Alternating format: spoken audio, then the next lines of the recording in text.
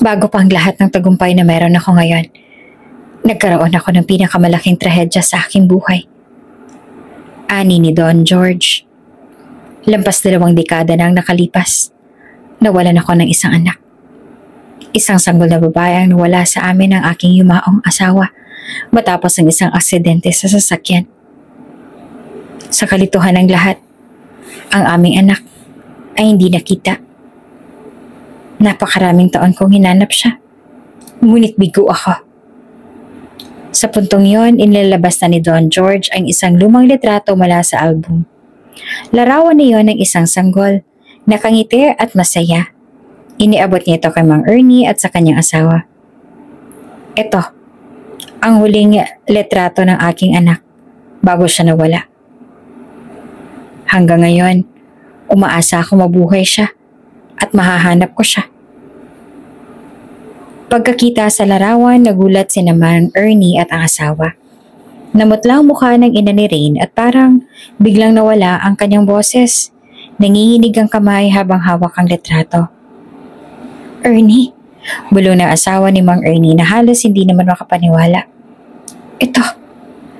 Itong sanggol na natagpuan natin sa gilid ng kalsada. Mahigit 20 taon na nakaraan. Napatingin si Rain sa kanyang ina at nagtataka. Ma?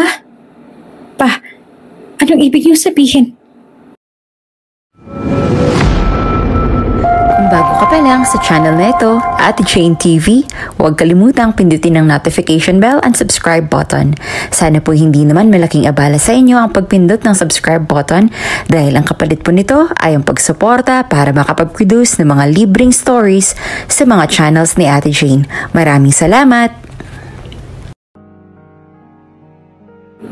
Sa loob ng malawak at marangyang mansyon ni George Villafuerte, isang matanda at mayamang negosyante na halos magretiro na, ay nagkaroon ng maikling pagpupulong kasama ang lahat ng kanyang pinagkakatiwalaan na mga tauhan. Bagamat naka-wheelchair at hirap na makalakad, nananatiling mahinahon at masayahin si George.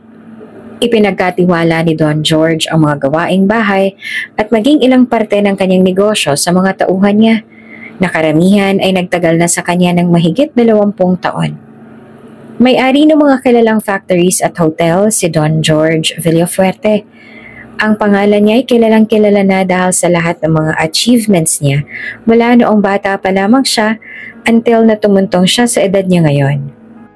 Kabilang si Don George Villafuerte sa pinakamayaman na tao sa buong bansa. Sa katunayan nga niyan, noong 28 taong gulang pa lamang, kilala na siya bilang pinakabatang naging bilyonaryo sa bansa. Hanggang ngayon ay nananatiling kilala ang Don dahil sa kanyang yaman, mga ari-arian at maging impluwensya niya. Wala nang asawa ang Don. 30 years old na siya noong pumanaw ang kanyang asawa at mula noon ay hindi na ulit siya umibig pa dahil nangako siya na iisang babae lamang ang mamahalin niya. Sa nakalipas na mahabang panahon ay nag-focus na lang siya sa kanyang trabaho at sa pagpapalaki ng kumpanya niya. Hanggang sa tumuntong siya sa edad niya ngayon na 83. Kung kaya naman ang dahil sa sipag at dedication ni Don George, ay hindi na rin nakakapagtaka kung bakit sobrang yaman ito. Ngunit sa kabila ng kanyang yaman, nananatiling mapagkumbaba ang Ginoo.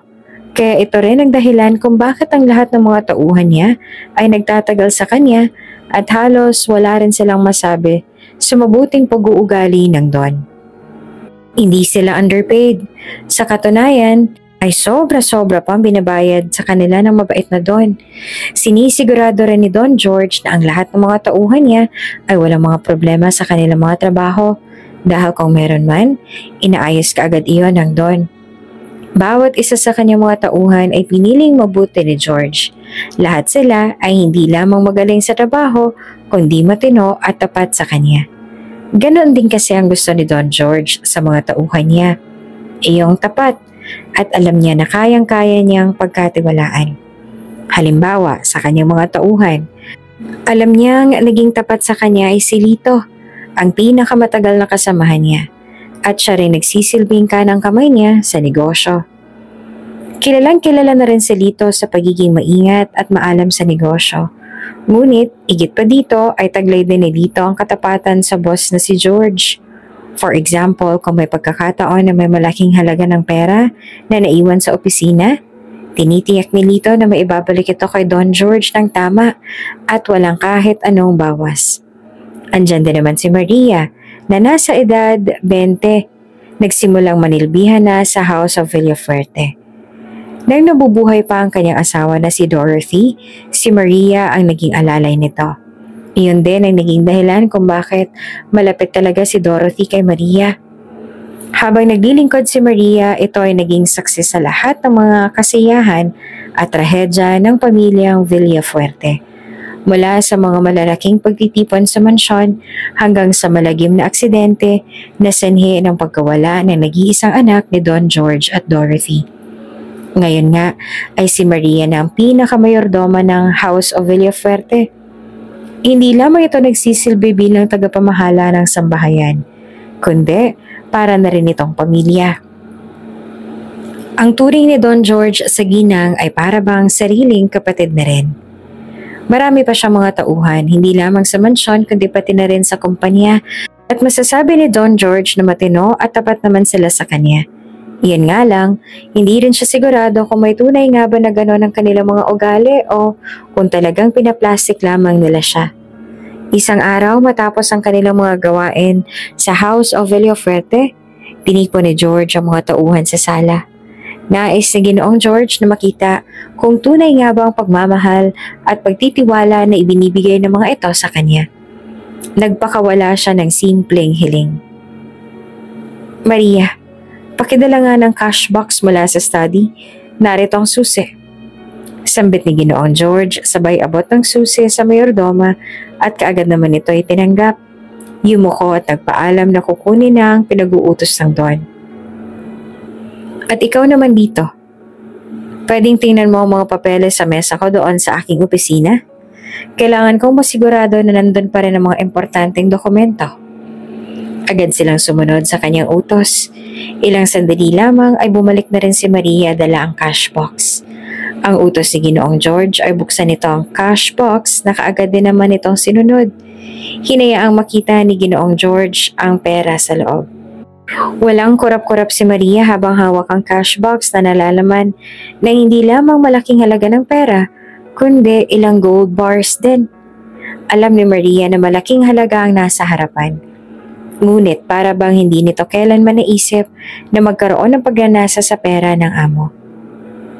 Mabuti. Ang lahat ng perang yan ay gusto kong dalhin mo sa bangko. Hindi na ako makakaalis ng bahay, kaya sa'yo ko na lang ipagkakatiwala ang perang yan. Natigilan naman si Ginang Maria dahil sa hiniling ng Don. Pero sir, masyado po yatang malaki ang halaga ng pera na to. Baka po kung anong masamang mangyari. Malaki ang tiwala ko sa'yo, Maria. Isa pa, sasamahan ka naman ni Arnold. Tukoy pa ni Ginoong George sa driver na 20 years old lamang at nagsisimula magtrabaho sa kanya, ngayon ay malapit na itong tumuntong sa edad na 40. Huwag kang mag-alala, Manang. Alam ko naman ang pasikot-sikot dito sa lugar kaya alam ko na rin po kung saan ang mas ligtas na daan. Wika pa ni Mang Arnold. Sige. Salamat, Arnold. Sabit naman ni Manang Maria na may munting ngiti sa labi. Ipapasama ko na rin sa iyo si Rodolfo para mabantayan niya rin kayo. Bilang pag-iingat na rin sa mga masasamang loob. Tukoy naman ni Don George sa bodyguard niyang si Rodolfo na ilang taon na rin nagtatrabaho sa kanya. Si Don George na rin ang nagpaaral kay Rodolfo. At kahit pa nakapagtapos na ito sa pag-aaral, ay mas pinili pa rin ni Rodolfo na sa kanya pa rin magtrabaho dahil sa napakalaki raw ng utang na loob nito sa kanya. Kung kaya si Don George ay kay Rodolfo na rin ipinagkakatiwala ang kaligtasan niya. Ngunit ngayon, ay gusto ni Ginoong George na subukin ang katapatan nila sa kanya. Gusto niyang malaman kung masisinaw din ba sila sa pera at sa ginto. Dahil kung sakali man na masisilaw nga sila doon, malaya naman sila na itakbo ang halagang iyon. Subalit kapag bumalik naman sila ng tapat sa kanya, may mas malaking reward pa siyang matatanggap mula sa kanya.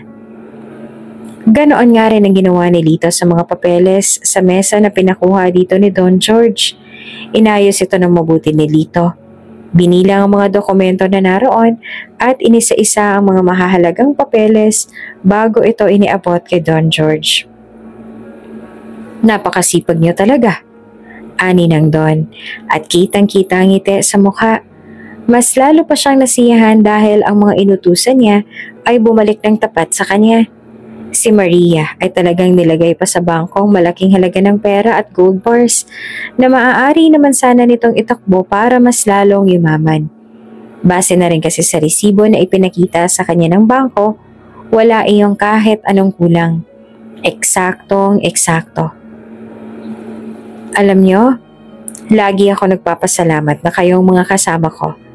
Hindi ko alam kung anong gagawin ko kung wala kayo.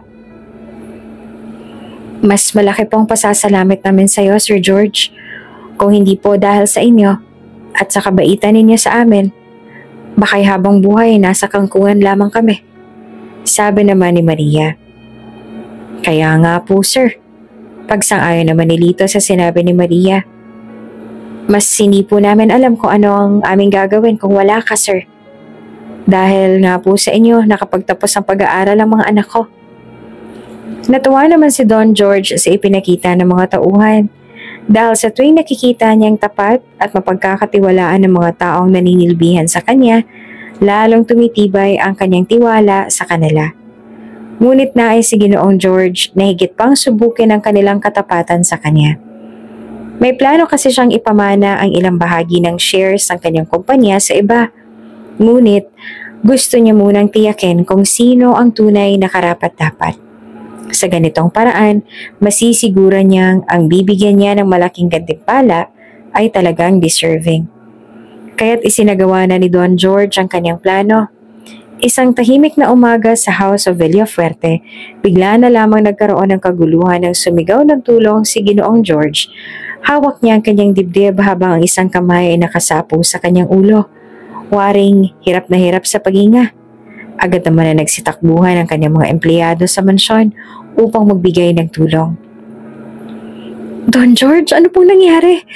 Nag-aalala na tanong ni Manang Maria. Kailangan ko ng... Doktor, dinalaw ako ng pananakit sa dibdib at sakit ng ulo. Mahina niyang sabit habang pinapahid ang pawis sa noo. Agad naman na tumawag ng ambulansya ang isa sa mga empleyado at sa loob lang ng ilang minuto ay sinugod si Ginoong George sa malapit na ospital. Naiwan ang lahat sa mansyon na nagtatanong sa isa't isa kung ano nga bang maaaring nangyari sa amo. Makaraan ng ilang oras, bumalik na rin si Ginoong George sa mansyon kasama ang 2 nurse. Nakasuot ito ng madilim na salamin at may kasama pang baston. Tahimik ito na pumasok sa bulwagan at tinawag ang lahat ng empleyado. Pasensya na sa abala sa inyong lahat. Batid ko na may kanya-kanya na kayong ginagawa.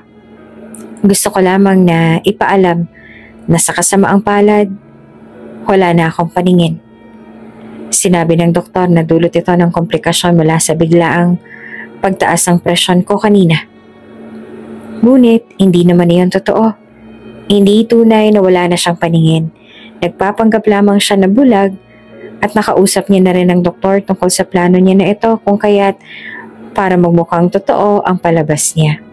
Ikinalulungkot po naming marinig yan, sir. Malungkot naman na sabi ni Manang Maria. Sana po may pag-asa pang bumalik ang paningin ninyo. Sabi naman ni Lito. Hindi ko alam kung may pag-asa pa nga bang bumalik ang paningin ko. Ang sabi sa akin ng mga doktor ay patuloy pa rin daw nila na pag-aaralan ang kondisyon ko. Siguro dala na rin ito ng aking katandaan. Puno ng lungkot ang tono ng boses ng Don. Huwag po kayo mag-alala, sir. Nandito lang po kami. Handang umagapay sa inyo. Sabi naman ni Rodolfo. Salamat sa inyo. Bagaman malungkot ay mangiti pa rin sa kanyang labi habang sinasabi ito. Ngunit nais kong ipagpatuloy ang negosyo. Gaya ng dati. Dagdag naman ang Don. Kahit bulag na ako, umaasa ako maaasahan ko pa rin kayo. Ngayon ko higit na kailangan ng mga taong tapat na maaasahan sa paligid ko. Huwag po kayo mag-alala, Sir George. Sa abot po ng aming makakaya ay tutulungan po namin kayo. Sabi naman ni Lito. Napangiti pa sa Ginoong George. Maraming salamat sa inyo. Kinabukasan nga ay pinatawag muli ni Ginoong George ang kanyang mga tauhan upang bigyan sila ng kani-kanilang mga responsibilidad habang nagkukunwari siya na walang makita. Hindi madali ang magpanggap na bulag kung kaya'y nakasuot siya lagi ng madilim na salamin. Sinabi niya sa mga ito na magtitiwala siya ng mas malaking mga gawain sa kanilang lahat dahil sa kanyang kondisyon. Hindi nila alam, isang lihim na kamera ang nagmamasid sa bawat kilos nila. Bahagi ng pagsubok na nasa isip ni Don George para masuri ang kanilang tunay na ugali. Ang lahat ng kanilang mga kilos ay napapanood. Ang lahat ng mga sinasabi nila ay naririnig niya rin sa earpiece. Sa totoo niyan, matagal nang may makakabit na hidden camera sa House of Villafuerte. Ngunit hindi niya lang pinapagana ang mga yon dahil sa palagi siyang abala sa kumpanya at wala rin siyang sapat na oras para subukan ang kanyang mga tauhan. Ngayon lang niya napagpasyahan na gawin iyon dahil nga sa malapit na rin siyang magretiro. Maria, Lito. Talagang hindi kayo nauubusan ng malasakit sa akin. Wika ng Don George sa mga matagal ng tauhan matapos maibigay sa kanya ang pagkain na kakainin niya para sa tanghaling iyon. Sir, huwag niyo pong masyadong isipin ang ginagawa namin ito. Gusto lang po namin kayong mapabuti. Sagot naman ni Manang Maria. Mabuti na lamang at sa nakalipas na araw ay naging maayos naman ang pakikitungo ng mga ito sa kanya. Talagang alagang-alaga siya ng mga ito. Gusto niya nang aminin sa kanila na ang lahat ng ito ay pagsubok lamang, ngunit naisip ni Don George na tila masyado pang maaga para ibunyag ang katotohanan. Sinusubukan niyo po ba magtrabaho ulit, sir? Tanong naman ni Lito na mapansin nito na nasa tabi ni Ginoong George ang cellphone nito. Oo. Sumagot ako sa ilang mga tawag mula sa headquarters. Kailangan pa rin nila ng tulong ko roon. Sagot naman ni Ginoong George. Hindi niyo na ho dapat ginagawang trabaho na yan, sir. Ako na lang pong bahala sa lahat. Baka mamaya sumakit pa ho ulit ang ulo ninyo at tumaas muli ang presyon mo. Sabi pa ni Lito na may bahid na pag-aalala. Ngumiti naman si George at tinapik si Lito sa balikat. Alam kong mabait kayo. Ngunit minsan gusto ko ring maramdaman na may maitutulong pa rin ako sa inyo. Ayokong puro kabutihan niyo lang ang akin na susuklian. Nakakahiya naman kung habang buhay na ako magiging pabigat. Nako sir, hindi naman pabigat ang tingin namin sa inyo. Maagap na sambit pa ni Lito. Sir George, tugon naman ni Maria, huwag niyo na pong isipin yan. Hindi ka po magiging pabigat para sa amin. Para sa amin, ikaw po na boss namin ang dahilan kung bakit kami masaya sa bawat araw-araw na naglilingkod po kami dito sa mansyon. Kasiyahan ho namin ang alagaan kayo. Napangiti naman siya. Maraming salamat sa inyo. Ngunit lingid sa kaalaman ni Don George, may mga lihim siyang kailangang matuklasan bago pa mahuli ang lahat. Sapagkat hindi lahat ng nagpapakita ng kabaitan ay tunay na mabuti. At hindi lahat ng pinagkakatiwalaan niya ay karapat-dapat na mapagkatiwalaan. Ang ilan nga sa kanila ay nagpanggap lamang, nagkukuble sa maskara ng katapatan, ngunit sa likod nito ay may mga masamang balak na pinaplano.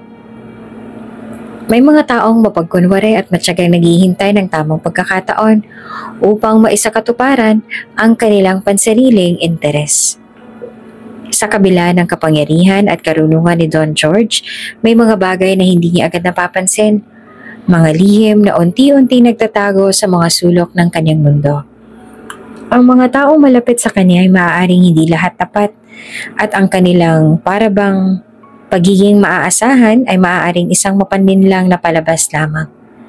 Ang kanilang bawat galaw at salita ay ilan sa puno ng pagkukunwari. Tila nagsasabing sila'y kakampi, ngunit sa likod ng kanilang ngiti ay ang paghihintay sa sandaling masugatan nila ang kanyang tiwala. Ngayon nga, nasa kamay ni Don George ang susi upang alamin kung sino ang tunay at sino ang traidor. bago pa siya tuluyang mabitag sa kanilang maitim na plano. Matapos nga ipahayag na Don George ang kanyang kalagayan bilang isang bulag at hirap nang makarinig, unti-unti na rin nagbago ang kilos ng ilan niyang mga empleyado sa House of Villaferte. Bagay na hindi naman inaasahan ni Don George dahil ang buong akala nila kung anong ugali na ipinakita nila noon sa kanya ay totoo na. Iyon pala ay tila iba sa isa lang pagkukunwari. Dahil ang dati ay maingat at papagkumbabang ugali ng ibang mga katulong ay tila napalitan ng pagiging kampante at mayabang. Palihim nilang pinapakita ang tunay nilang intensyon. Habang nakaupo naman si Don George sa sala, pinagmamasdan niya rin ang kanyang mga kasambahay na ang ilan ay napapairap pa sa tuwing tumitingin sa kanya. Kunwari ay abala lang siya sa pakikinig sa mga ulat mula kay Lito. Ngunit ang totoo, ang mga mata niya na nakasuot ng madilim na salamin ay abalang nagmamasid sa paligid niya. Nakikita niya ang lahat. Hindi lamang siya umiimik dahil gusto niya na mas lalo pa silang masubo. At kahit na malayo pa siya sa kanila, o kaya'y nasa loob siya ng kanyang silid, malaya na napagmamasdan niya pa rin ang mga kilos nila. O di naman kaya ay naririnig ang mga usapan nila. Dahil hindi nila alam na ang bawat sulok ng House of Villaferte ay puno na ng mga nakatagong kamera at mikropono na nagbibigay kay Don George ng malinaw na larawan ng nangyayari sa paligid. Sir George, narito na po ang mga papeles na pinapirmahan ninyo, sabi ng isa sa mga tauhan habang iniabot ang folder. Salamat. Dalhin mo lamang sa aking opisina para maipaliwanag sa akin ni Lito ang tungkol dyan. Hindi ko na kasi mababasa kaya si Lito na ang magpapaliwanag sa akin para maunawaan ko kung ano man ang nilalaman. Sagot naman ni George na kunwari ay hinahawakan ng kanyang baston at umaaktong hindi niya nakikita ang paligid. Sige po sir, yumuko ito sa harapan niya. Sandali, pagpipigil niya dito nung umalis na sana ito. Bakit po sir? Ilagay mo na lamang ang papeles sa aking lamesa. Pagkatapos ay umalis ka na kaagad. May mahalagang iuutos pa ako sa iyo sa opisina. Mabait ang tono ng boses ni Don George. Opo sir. Habang palabas ng empleyado, lihim itong napapailing at napangisi. Pagdating sa hallway, narinig ng kamera ang bulong nito sa isa pang tauhan. Hindi na nga nakikita ng matanda pero nagpapatuloy pa rin sa pagiging bossy. Kahit naman magalawin ako roon sa loob ng opisina, hindi pa rin naman yan mapapansin dahil wala na siyang paningin. Nakakainis talagang pagiging bossy niya. Porket mayaman siya at malaki rin kung magpasahod. Kung ako magiging boss, nako hindi ako magiging kasing bossy niya, no? Inis na inis rin na wika nung inutusan niya pang isa. Psh, huwag kang ganyan, Romero. Baka may makarinig sa'yo. Sagot ng isa pa. Pero oo nga, may pagkabossy talaga ang isang yan. Nasanay na utus-utusan tayong lahat. Porket boss siya eh. Di na nga bale. Wala naman na siyang paningin at tsaka ko na malapit na rin siyang mawala sa mundo. Alam mo na, matanda na. Malapit nang mamatay. Kailan nga ba kasi mamamatay yung matandang yun? Sus, ramdam ko, malapit nang mangyari yan. Malay mo, bangungutin sa pagtulog niya yan mamaya, hindi na magising. Napailing naman si Don George dahil sa kanyang mga naririnig mula sa suot niyang earpiece. Sa isip-isip niya, paano kaya nila nahihiling ang ganyang bagay sa kanya? Hindi ba sumagi sa isip nila na kapag namatay siya, mawawalan din sila ng trabaho dahil wala na magmamanage sa kumpanya niya at maaaring mauwi iyon sa bankruptcy. Ibig sabihin lamang nun, hindi na ulit nila kikitain ng ganong kadali ang mga sinasahod nila buwan-buwan mula sa kanya. Sa sumunod pang mga araw ay puro mga hindi magagandang bagay ang lumalabas sa bibig ng mga tao sa mansyon. Ang lahat ay halos may mga sinasabi na hindi maganda tungkol sa kanya. Gayong ang buong akala ni Don George ay wala silang tinatago na sama ng loob sa kanya dahil sa kanlipas ng mga mahabang panahon ay sinikap niya naman na maging mabuting boss sa kanila at naging maayos din ang pakikitungo niya sa kanila. Ngunit siguro nga ang lahat ng effort niya noon ay hindi pa rin sapat. Ang lahat ng usapan ay pinapakinggan lang ni Don George habang nasa loob siya ng kanyang kwarto. Hindi siya makapaniwala sa lahat ng mga lumalabas sa kanilang mga bibig. Mabuti na lamang at wala naman siyang naririnig na kung ano mula kay dito. Maria, Arnold at Rodolfo at sa kusinerang si Ana dahil kapag nagkataon na may hindi siya magandang marinig mula sa kanilang isipin ni Ginoong George na hindi nga talaga siya naging isang mabuting boss sa mga lumipas sa panahon. Napapuntong hininga ng malalim si Don George matapos ang lahat ng mga narinig. Dito niya napatunayan na hindi pala lahat ng mabait sa harapan niya ay tunay na mabait sa kanya. Ang iba ay nagpapanggap lamang pala na mabait pero ang totoo ay may kuluran silang tinatago. Ngayon, alam niya na hindi lahat ng balak niyang bigyan ng malaking reward ay karapat-dapat na mabigyan niya ng reward.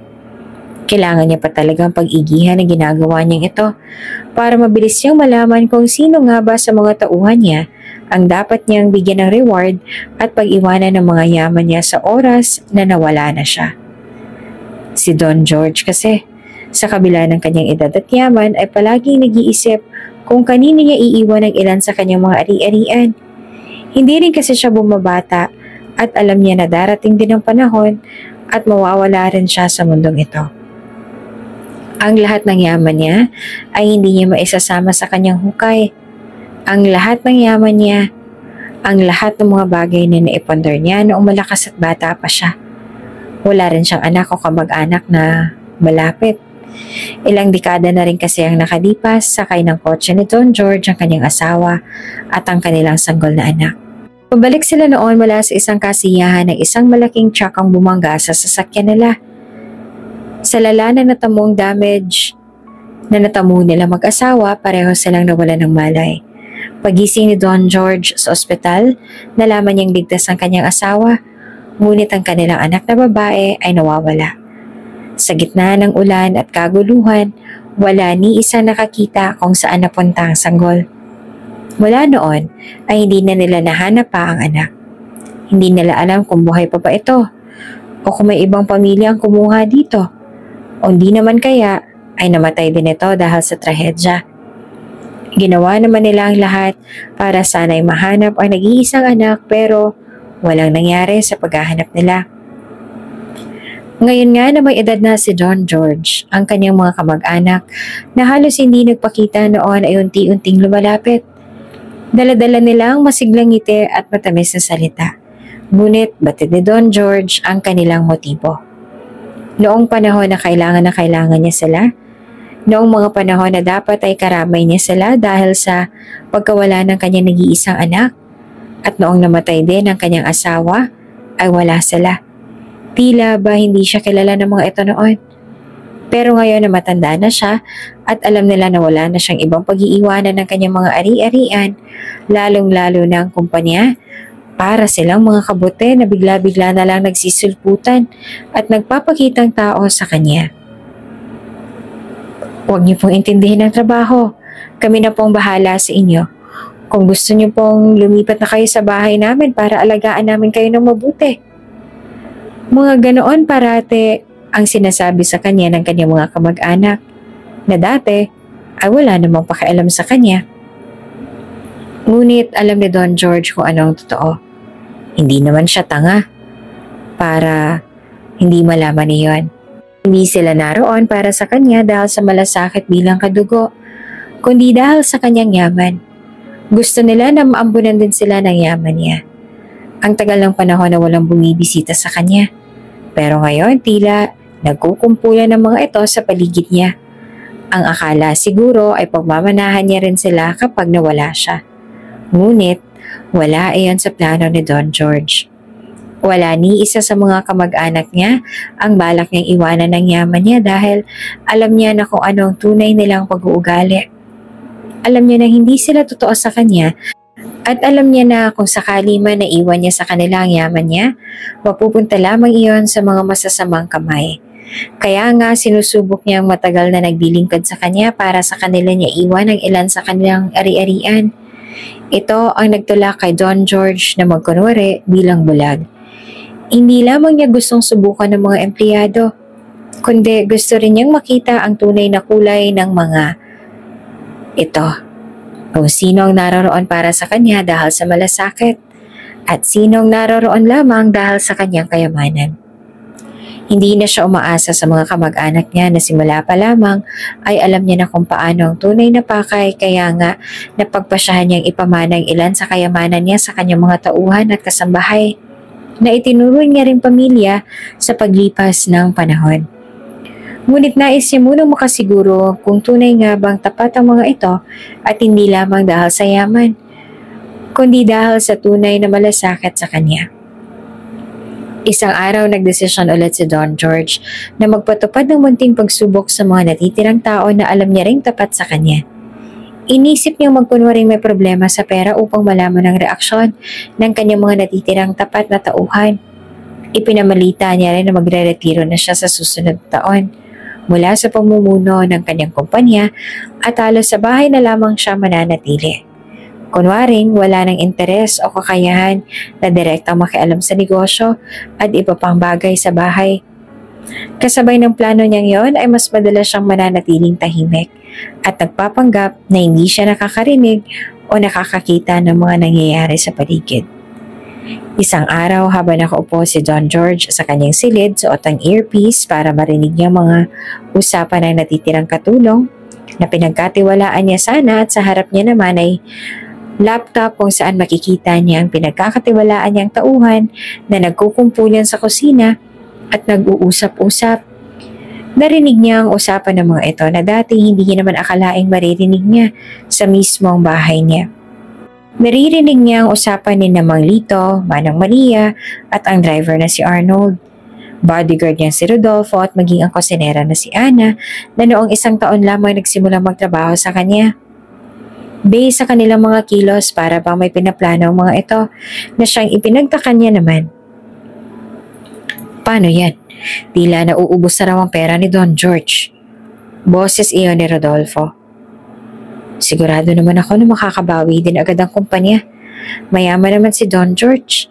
Maraming koneksyon. Malabong malugi siya ng tuluyan. Sabit naman ni Lito. Alam na alam ko kung anong kayaman si Don George. Sa ating lahat, ako ang pinaka-pinagkakatiwalaan niya. Kaya alam ko ang lahat. Pati ang total ng yaman niya. So, malabo na wala tayong makuha mula sa kanya, kuya? Tanong ni Ana kay Lito na ikinakunot naman ng noon ng Don. Oo naman. Tsaka kung limpak-limpak na salapi ang makukuha natin sa oras na mamatay ang matandang yan. Sagot pa ni Lito sabay mahinang natawa. Kahit kailan hindi naging problema kay Don George, kaya huwag kayong mangamba na mamamatay siya nang maiwan tayong luhaan at bigo dahil walang makakamkam na yaman mula sa kanya. Napatigil si Don George at halos hindi siya makakilos nang dahil doon. Hindi niya lubos akalain na maririnig niya mga katagang yon mula kay Lito, ang taong labis na pinagkatiwalaan niya at halos lahat ng sikreto niya ay alam nito. Pero kailan ba natin makukuha ang yaman niya? Naiinip na ako maghintay. Gusto ko nang mahiga sa ginto. Gusto ko nang mabili lahat ng gusto ko. Sawang-sawa na ako maging utusan Inip naman na sabi ni Rodolfo. Konting tiis pa. Malapit na mangyari yan. Nakikita niyo naman siguro na sunod-sunod na magkasakit si Don George. Sabi naman ni Manang Maria. Kahit ako'y naiinip na rin, ma. Ayokong tumanda ng tagalutulan dito sa mansyon niya, no? Inis naman na wika ni Ana. Alam mo, matagal na rin nating alagain si Don George. Hindi ko nga alam kung bakit napakahaba ng buhay ng matandang yun. Hindi ko alam kung kailan ba siya mamamatay. Wala naman siyang silbi dahil gurang na. Hindi na lang ibigay yung yaman niya sa atin para matapos ang lahat ng to. Wika pa ni Arnold. Oo nga, ma. Sagot naman ni Ana. At kaya nga rin natin pinasok ang lahat ng pamilya natin dito para maipon natin ang lahat ng meron si Don George, diba? Pag oras na, tayo na lang maiiwan. At lahat ng yaman niya ay mapapasa kamay natin. Kaya natin patakbuhin ang lahat ng para sa sariling atin. Kaso, ang tagal niyang mamatay Hindi ko alam kung immortal bang matandang yun. Si Papa, tumatanda na rin. Kailangan na ni Don George na mamatay bago pa niya tuluyang tumanda si Papa. Ayoko mawala si Papa sa atin na hindi niya malang naranasan ng buhay na katulad ng meron si Don George.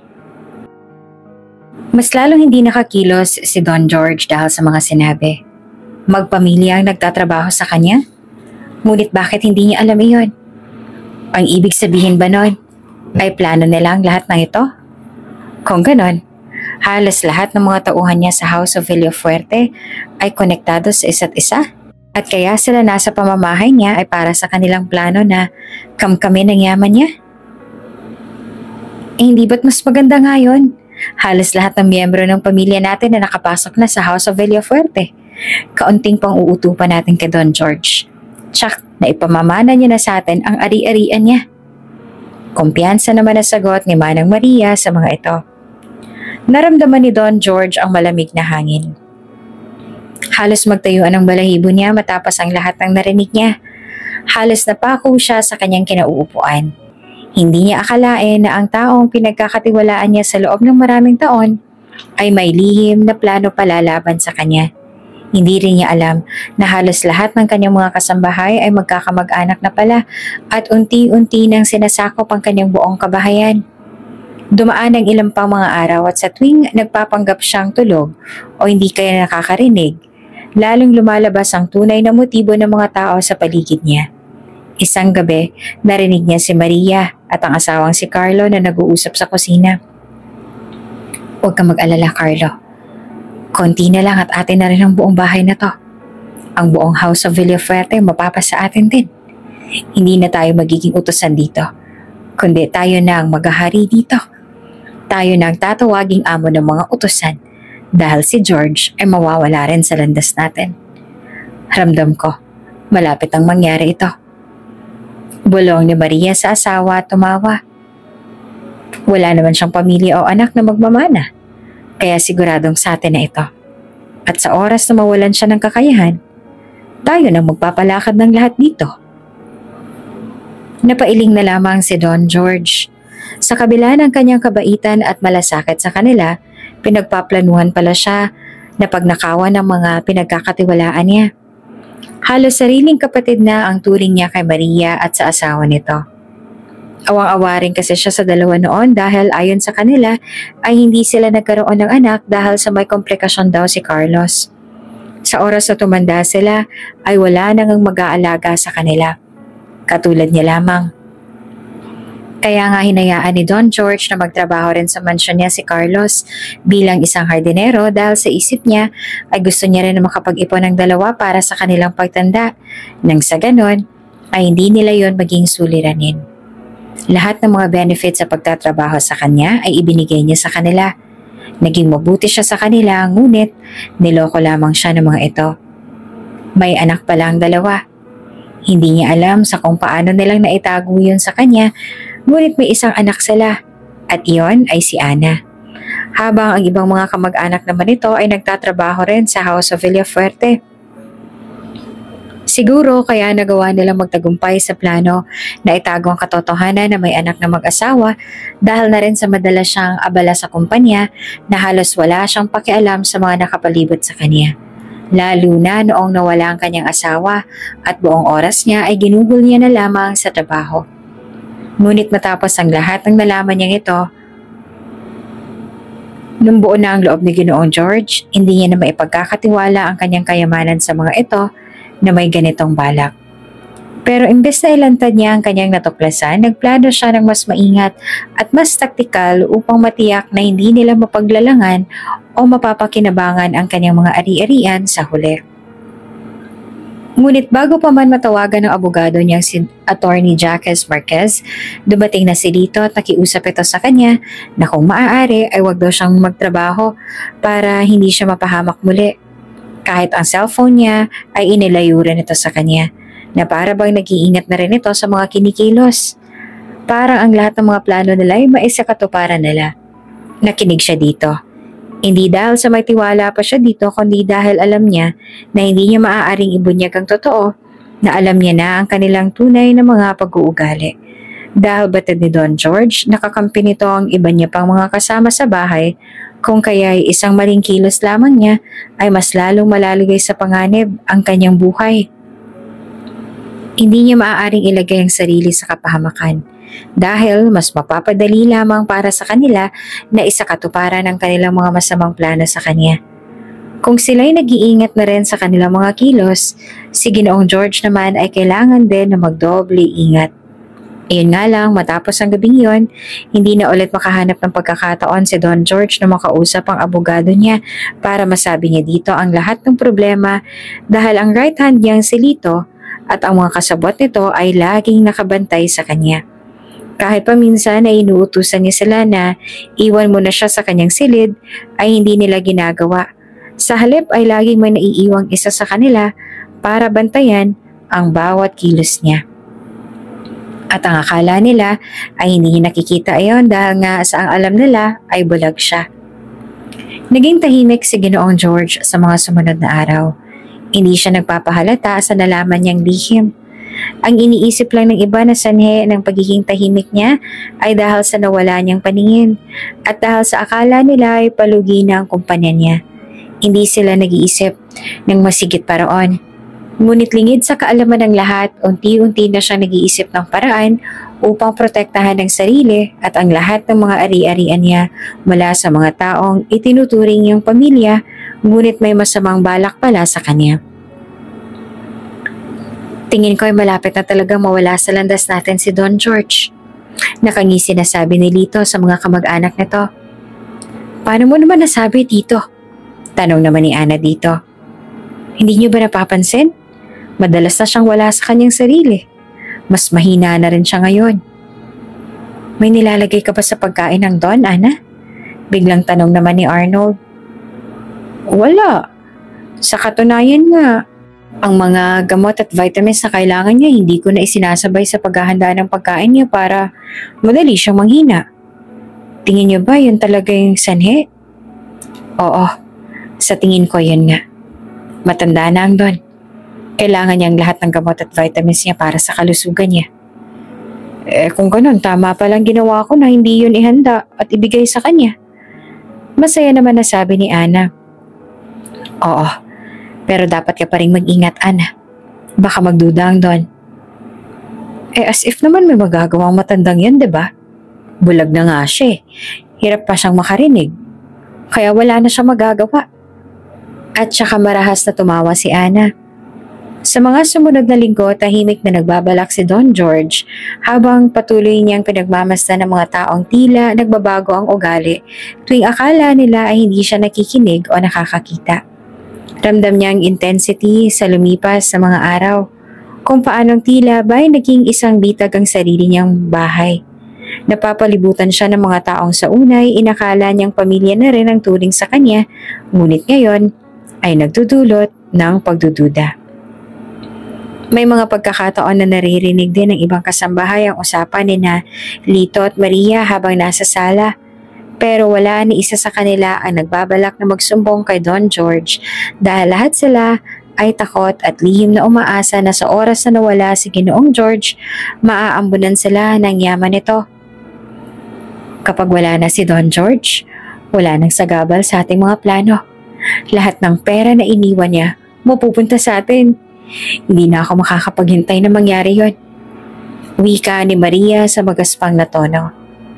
Sa mga linggo na yon, sunod-sunod na narinig ni Don George ang mga usapan na tila pinaplano na rin ng mga kasambahay kung paano makukuha ang kontrol sa kanyang negosyo at bahay.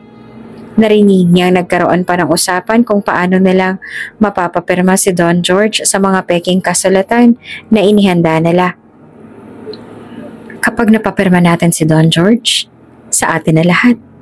Hindi niyo mapapansin ni peking dokumentong pinirmahan niya dahil si Lito naman ang bahala sa lahat. Alam naman natin na malaking tiwala ni Don George kay Lito. Ano mang sabihin ni Lito, ay gagawin ni Don George. Lalo na ngayon na bulag siya. Hindi niyo mababasa ang nilalaman ng mga dokumento. Hindi niya rin mapapansin ang pagkawala ng yaman niya dahil mamamatay din naman kaagad siya. Ang sabi pa ni Maria na may halakhak, sabay sulyap kay Carlo. Sa wakas, Pag pumirma na si George sa peking kasulatan, ang buong bahay na to at lahat ng pag-aari niya, sa atin na. Sabi pa ni Ana sabay hagikik. E paano kung hindi siya pumirma?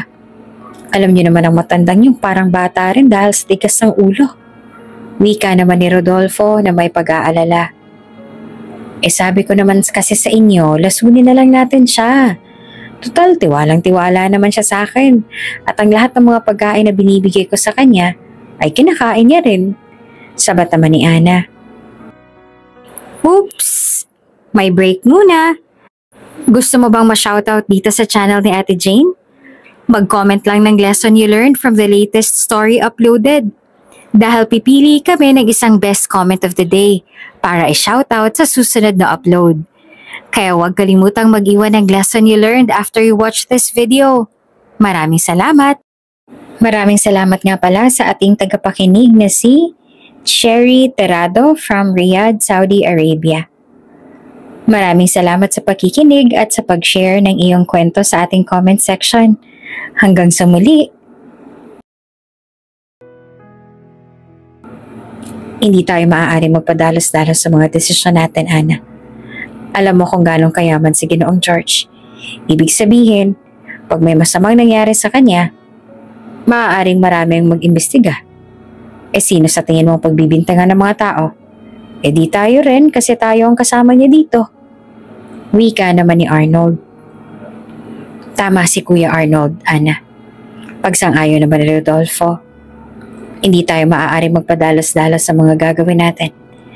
Kailangan nating maghintay kung kusa bang ipapamana sa atin ni Don George ang ilang parte ng kumpanya niya at lahat ng kanyang mga ari-arian. Kung hindi, edi ipipeke natin ang lahat ng dokumento para papipirmahan natin sa kanya. Hindi maaaring mauwisang lahat ng plano natin sa wala. Lalo pat matagal na panahon din natin itong pinagandaan kaya dapat maingat tayo sa ating mga magiging galaw. Seryosong sabi naman ni Manang Maria. Pero, paano nga kung hindi niya ipapamana sa atin ang mga ari-arian niya? Paano kung ayaw niya rin pirmahan ng mga gagawin nating peking kontrata? Ano ang gagawin natin? Hindi pwede na wala akong yaman na makukuha. Alam niyo naman siguro kung gaano akong kaluho. May bahid na inis sa tanong ni Ana. Kung hindi man natin siya mapapapirma, alam mo na ang huling hakbang natin. Seryoso na sabi naman ni Lito kay Carlo. Alam kong matanda na siya, pero hindi tayo pwedeng maghintay na matagal pa. Kailangan na natin ang yaman niya. Ngunit noong araw na sinubukan ng mga ito na papirmahin siya sa peking kontrata, nagkunwari ang Ginoo na masama ang kanyang pakiramdam kung kaya'y hindi siya napilit ng mga ito na pumirma ng contract. Dahil nga sa may nagbabantay na sa kanya ay nahihirapan na si Ginoong George na bantayan ang mga plano ng mga tauhan niya at mas lalong nahihirapan siyang humanap ng pagkakataon na tawagan ng abogado niya. Isang araw, sa House of Villafuerte, dumating si Mang Ernie, ang matandang lalaki na tagagupit at tagabalbas ni Don George. Sa bawat buwan itong dumadalaw upang ayusin ang buhok at balbas ng matanda, matagal niya nang tagupit si Mang Ernie at hindi rin ito masyado nakikihalubilo sa mga tauhan niya. Marahil dahil sa hindi naman taga dito sa House of Villafuerte nakatira ang matanda, kung kaya'y mailap ito sa ibang tao mga naroon. Hindi alam ni George kung dapat nga ba niyang pagkatiwalaan ng matandang tagagupit o katulad ba ng iba ay traidor din ito. Ganun pa man, mas mainam na sigurong subukan niya itong pagkatiwalaan kesa naman hayaan niya ang mga traidor niya mga tauhan na magtagumpay sa kanilang mga masamang plano sa kanya. Dati ay sa mansyon lang siya ginugupitan ni Mang Ernie dahil para kay Don George, ang pagpunta doon sa gupitan ay hassle at masyadong sayang lang sa oras. Pero sa araw na ito, nakiusap si Ginoong George na kung maaari ay hindi muna siya nito gupitan sa mansyon kundi sa ibang lugar. Gusto ko ng bagong paligid para maiba naman ang ihip ng hangin at makalanghap ako ng mas sariwang hangin. Masyado na ako nabuburiyo dito sa mansyon. Lagi na lang ako nandito. Wala na mawalan ako ng paningin. Diba't may maliit na barbershop ka, Ernie? Maaari bang dalhin mo ako roon at doon na lamang gupitan? Pakiusap ni Ginoong George sa matandang tagagupit. Sigurado po ba kayo doon? Tanong naman ng matandang manggugupit. Iyon kasi ang kauna-unahang pagkakataon na hiniling ni Don George na sa barbershop ito gupitan kung kaya nabigla rin si Mang Ernie. Oo, gusto kong i-relax muna ang aking sarili. Siguro ang sariwang hangin ay makakatulong din sa akin. Baka sakaling bumalik ang aking paningin. Sagot naman ni Don George at pasimpleng sumulyap kay Manang Maria na tila nagustuhan ang sinabing iyon ni Don George. Ngunit bago pa man makasagot si Mang Ernie, nagsalita na agad ang matanda para tumutol sa plano ng Don. Pero sir, delikado po kung aalis ka. Huwag ka na lang po kayong umalis. Dito na lang po kayo sa mansyon. Pagpigil naman ni Maria. Gusto ko na makalanghap ng sariwang hangin, Maria. Nagsasawa na ako dito sa mansyon. Batid mo naman siguro na noon pa man ay ayaw ko nang manatili dito sa mansyon. Dahil naaalala ko lamang ang aking yumaong asawa at nawawalang anak. Hayaan mo na akong sumama muna kay Ernie sa kanyang barbershop. Mabait naman si Ernie at matagal ko na siyang kakilala. Kaya naman sigurado ako na walang mangyayari sa akin. Sa totoo lang ay pinagplanuhan niya na ang tungkol dito. Alam niyang darating si Mang Ernie ngayong araw kung kaya kanina ay inutusan niya ang driver niyang si Arnold na ipaayos ang sirang sasakyan na matagal nang hindi ginagamit para kapag dumating si Mang Ernie, ito na mismo ang magdadrive ng sasakyan para sa kanya at walang mga kalaban ang susunod sa kanya. Pero sir, Maria, sino bang boss dito? Mariin na putol ni Ginoong George sa sasabihin ni Manang Maria. Kung ano ang gusto ko, iyon ang masusunod. Napatungo naman si Maria at hindi inaasahan ang pagtaas ng boses ng amo. Pasensya na po. Nag-aalala lang po ako sa inyo, sir. Ernie, madadala mo ba ako sa barbershop mo? May dala ka bang sasakyan? Tanong ni Ginoong George. Napansin ni Mang Ernie kung gaanong kabait ang Don at hindi ito basta-basta nagtaas na lang ng boses, lalo na kung wala namang nagawang kasalanan ng isang tao para dito. Oo naman, Don. Sakto, kasama ko ngayon ang driver ng mayor doon sa aming lugar. Nasa labas siya, naghihintay sa akin. Baka pwede po na siya na mag-drive ng sasakyan niyo po. Suggestion naman ni Mang Ernie. Bakit ibang tao pa magdadrive, sir? Nariyan naman po si Arnold. Para siya na lang ang magdadrive. Bago pa man matapos ni Manang Maria ang sasabihin, ay nagsalita ulit si Don George. Wala si Arnold ngayon, inutusan ko siya kanina na dalhin sa paggawaan ng Mercedes-Benz na matagal nang hindi nagagamit dahil may sira. Pwede ko naman po siyang tawagan. Huwag mo nang abalahin si Arnold, Maria. Abala rin yon. Hindi ko rin naman hinihiling sa'yo na gambalain mo siya. Isa pa, nariyan naman daw ang driver ng mayor. Tsaka ko na mapagkakatiwalaan din naman siya. Seryoso na sabi pa ni Ginoong George. Nako sir, mapagkakatiwalaan niyo po talaga yung si Jeffrey. Mabait pong bata iyon, magaling din mag-drive. Kaya nga po nakuha ring driver ng mayor eh. Nagkataon pa na parating doon siya nagpapagupit sa aking munting barbershop kaya ayun, naging malapit na rin sa akin ng bata yon. Day off niya lang po kasi ngayon kaya kasama ko po siya. Pero tiyak na hindi po magiging abala sa kanya kung siya po muna magdadrive ng sasakyan. Sabi ni Mang Ernie at habang nagsasalita ang matanda ay masamang tingin ang binaling dito ni Manang Maria na mas lalo namang nagpalakas ang kutob ni Mang Ernie na may hindi nga magandang nangyayari sa mansyon. Kaya ay walang nagawa si Manang Maria kundi ang hayaan ng Don na umalis na lamang kasama si Mang Ernie at ang binatang si Jeffrey na siyang nagmamaneho sa kotse ng matandang Don. Subalit, sa sandaling lumayo ang sasakyan, ay may kung sinong tao ang tinawagan si Manang Maria para ipaalam ang pag-alis ng Don sa mansyon kasama ang mga kaibigan at ang sabi pa ni Manang Maria sa mga tinawagan nito ay may hindi ito magandang kutob at nais nito na kumilos na agad sila dahil tila raw nag-iba na ang kilos at pag-uugali ng Don. Samantalang habang minamaneho naman ni Jeffrey ang mamahaling kotse papunta sa barbershop ni Mang Ernie, tahimik na nakaupo si Don George sa likuran. Ilang saglit ang lumipas bago ito nagsalita. Jeffrey, Ernie, Siguro nagtatanong kayo kung bakit tila kakaiba ang kilos ko ngayon. Panimula ni Don George. Napatingin si Mang Ernie sa rearview mirror. Ngunit nananatili siyang maingat sa pagsagot. Hindi naman po, Don George, pero napansin ko pong mas tahimik kayo ngayon. Tumawa ng bahagya si Don George. May dahilan kung bakit. At tingin ko oras na para malaman mo. Hinubad ni Don George ang kanyang madilim na salamin at tumingin ito diretso kay Jeffrey. Hindi ako bulag. Halatang nagulat si Jeffrey at si Mang Ernie. Ano po? Pero paano? Lahat ng ito ay pagpapanggap lamang. Sabi ni Don George. Ginawa ko ito upang masubok ang mga tao sa paligid ko. Gusto kong makita kung sino ang tunay na tapat at sinong nandirito lang dahil sa yaman ko. Tahimik naman na nakinig ang dalawa habang ipinagpapatuloy ni Don George ang kanyang paliwanag.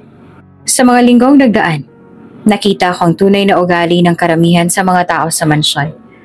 Pansin ko kung sino ang mga nagkukunwaring mabait at kung sino rin ang talagang nagmamalasakit. Ano pong ibig niyong sabihin, Don? Nagtataka naman na tanong ni Mang Ernie dito. Lahat sila ay may masamang balak sa akin. Gusto nila na makuha ang lahat ng mga ari-arian ko. Nais nilang kamkamin ang lahat ng yaman ko.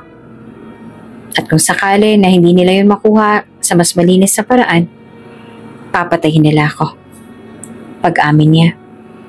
Natahimik naman si Mang Ernie at para bang may malalim itong iniisip. Kaya po pala gano'n na lamang ang itsura ni Maria kanina nung pumayag ako na isama ka namin sa barbershop ko. Ang sama ng tingin niya sa akin na para bang may masama akong nagawa sa kanya. Dahil pala yun sa may masama siyang balak sa inyo. Iyon na nga, Ernie. Kaya gusto ko rin na makalayo sa mansyon dahil bantay sarado nila ako roon. Halos lahat ng kilos ko ay binabantayan na nila.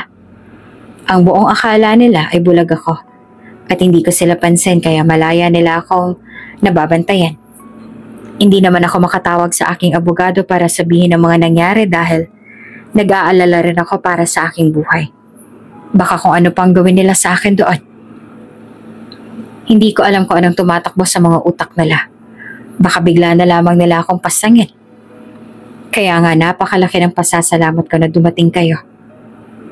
Naku, mabuti na lamang po at nakalayo po kayo sa mansyon, sir.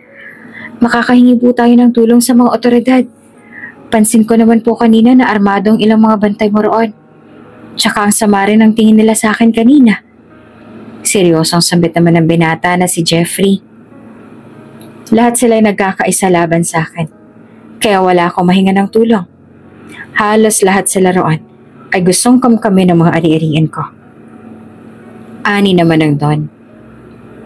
Kaya ho pala una pa lang pansin ko na ho na may hindi akma sa kinikilos ng inyong mga kasambahay. Akala ko nga ho ay laging nag-iisip nun kung kaya hindi ko po sinabi sa inyo dahil ayoko rin pong baka kung ano pong isipin nyo sa akin. Ngayon, napatunayan ko na. Kaya pala gano'n ang mga kilos nila noon dahil sa may masama silang mga plano. Sabi naman ni Mang Ernie na hindi pa rin makapaniwala. Oo nga, hindi ko rin lubos akalain na magagawa nila sa akin ang lahat ng ito matapos ang lahat ng mga naging tulong ko sa kanilang lahat. Buong akala ko ay magiging tapat na sila sa akin dahil naging mabait naman ako sa kanila noon. Sabi ni Ginoong George sabay hinga ng malalim. Jeff, iho, pahiram ako ng cellphone mo. Opo, Don. Para saan po? Tanong pa ni Jeffrey habang inaabot ang cellphone nito. Tatawag ako sa abogado ko. Oras na para itama ang lahat ng ito. Kailangan na nilang makulong bago pa man mahuli ang lahat. Sagot pa ni Don George. Mabuti na lang at kahit unknown number ang gamit niya ay sinagot pa rin ng kanyang abogado ang tawag niya. At mabuti na lang din at kabisado niya ang numero nito. Noong nagpakilala siya sa abogado na siya nasa kabilang linya, ay nagtaka at naghinala agad si Attorney Velasquez na may hindi magandang nangyayari. May hindi po ba magandang nangyari sa inyo, Don? Bakit ibang numero po ang gamit ninyo sa pag-message sa akin? May bahid na pag-aalala ang tono ng boses ng abogado. Attorney, kailangan ko ang tulong mo. May nangyayari sa bahay ko.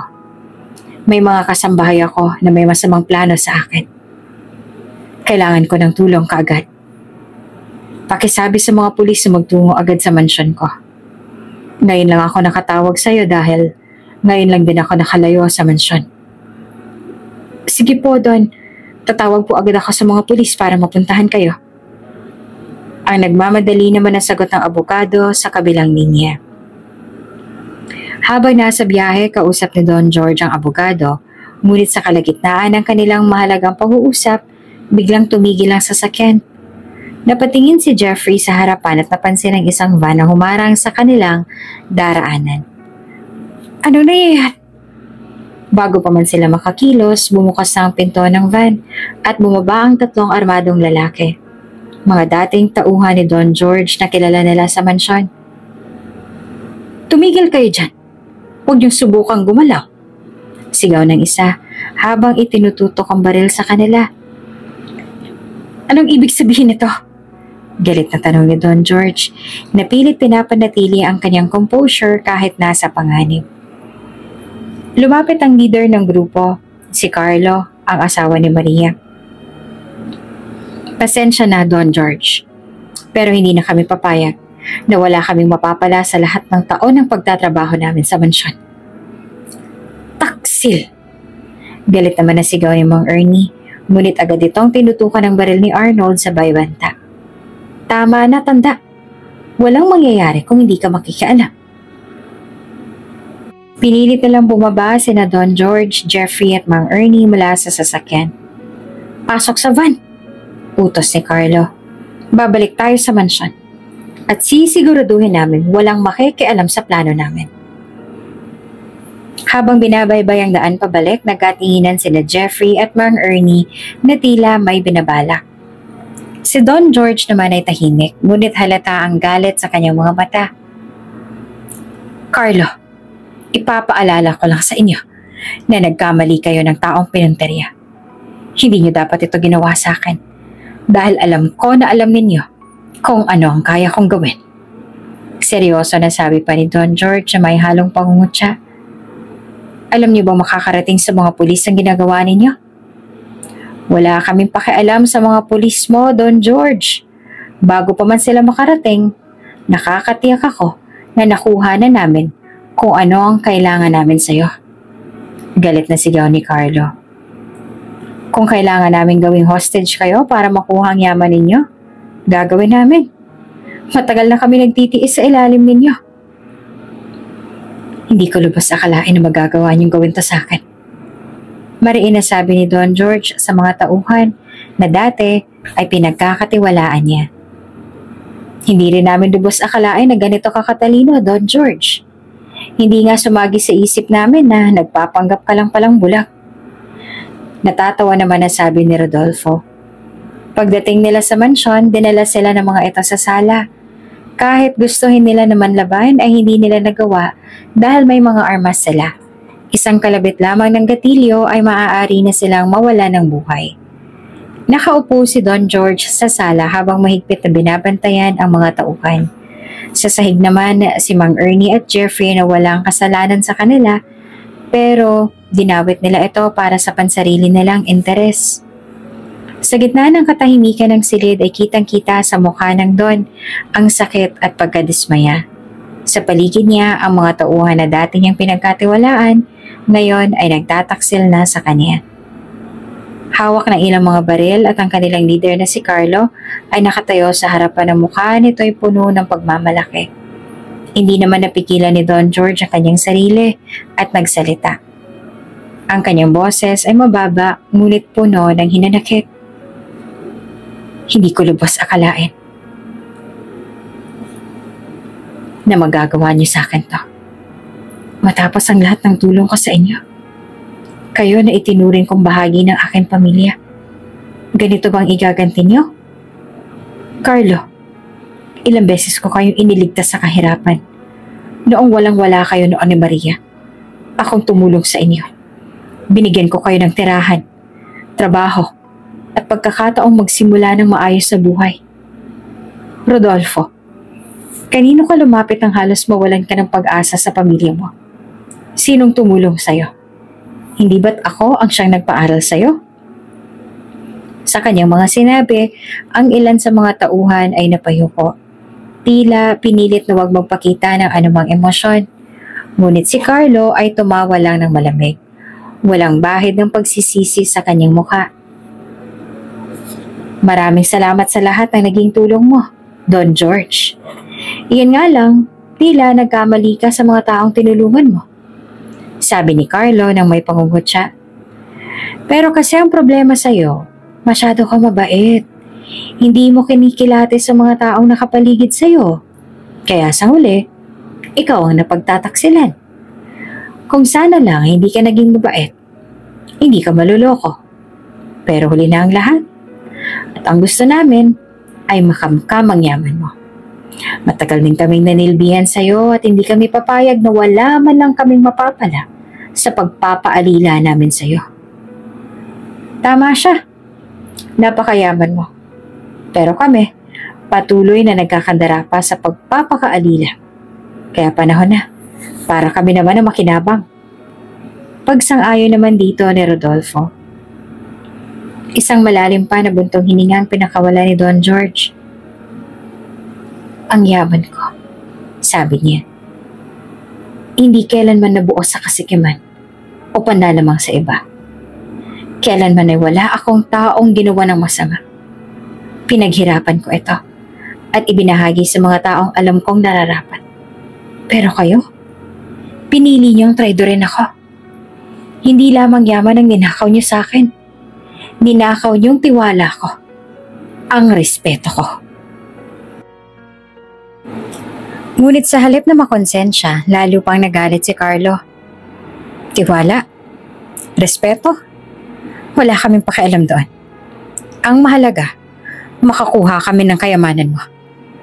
Ang lahat ng to ay para sa amin na ngayon. Ang boses nito ay malakas, puno ng galit at kasakiman. At kung hindi mo gagawin ang gusto namin, sisiguraduhin namin hindi ka makakalabas ng mansyong ito ng buhay. Nananatili naman si Don George na matatag sa kabila ng banta. Alam niyang mapanganib ang sitwasyon. Pero hindi siya nagpapakita ng kahinaan. Hindi niyo kailanman mauunawaan ang tunay na halaga ng yaman. Sagot niya.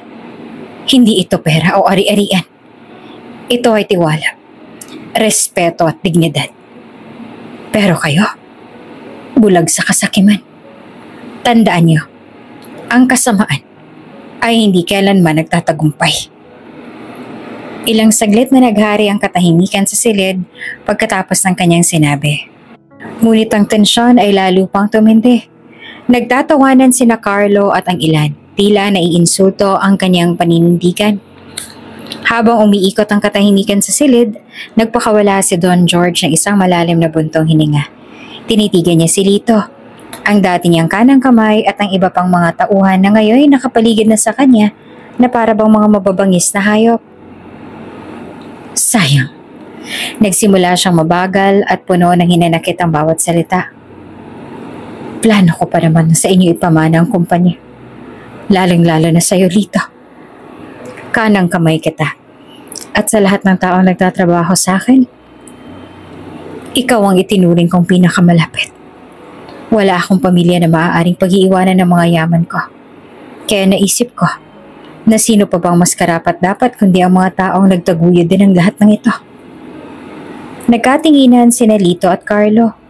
Ang ilan sa mga tauhan ay bagyang nag-atubili, ngunit ang kasakiman ay nangingibabaw pa rin sa kanilang mga mata. Pero anong ginawa ninyo? Bumigat ang boses ni Don George at ang sakit sa kanyang tono ay naroon pa rin. Trinaydor niyo ako. Ninakaw niyo hindi lamang ang tiwala ko, kundi pati na rin ang respeto ko sa inyong lahat. Ang tao ba na dapat kong pagkatiwalaan? Gagawin to sa akin? Kayo mga niligtas ko sa kahirapan. Ginawan ko ng paraan para makapagsimulang muli at itinuturing kong pamilya. Bakit niyo ako ginaganito? Tila biglang bumigat ang hangin sa silid. Si Lito na nakatayo sa tabi ni Carlo ay napakunot ang noo. Para bang may bahagyang pagsisisi sa mukha. Pero hindi iyon nagtagal. Sayang nga talaga, Don George. Sagot ni Carlo na may malamig na ngiti. Kung ginawa mo lang sana agad yan, baka wala pa tayo sa sitwasyong to. Pero sa totoo lang, hindi ka rin namin kailanman naging tunay na pamilya. Ikaw ang amo. Kami ang alipin. Ngayon, oras na para baliktarin ang sitwasyon. Sinawaan ng tingin ni Don George si Carlo, ngunit nananatili siyang kalmado. Hindi kayo alipin. Kayo ang piniling tingnan ng sarili niyo bilang ganon. Hindi ko kayo tinuring na mababa. Kayo ang naglagay sa sarili niyo sa ganoong posisyon dahil sa kasakaman ninyo. Enough! Sigaw pa ni Carlo. Hindi na kami magpapaligoy-ligoy pa. Wala nang yaman. Wala nang pangako. Ang gusto namin ngayon, Don George, ay ang lahat ng meron ka. Sisiguraduhin namin na makukuha namin ito, kahit na ano pang mangyari. Tumawa si Carlo ng malamig, habang si Lito naman ay nananatiling tahimik. Hindi makatingin ng diretso kay Don George sa kabila ng kanyang kalmadong muka. Isang bahid ng emosyon ang kumikirot sa puso ni Don George. Pinagkatiwalaan niya si Lito ng lubos, ngunit ngayon ay naririto siya, bahagi ng pagtataksil laban sa kanya. Ang kasakiman niyo, ang magpapabagsak sa inyo. Wika ni Don George, tila isang babala. Tandaan niyo ito, ang kayamanan na nakukuha sa maling paraan ay hindi magtatagal. Ngunit hindi na nakinig si Carlo, tumalikod na ito kay George.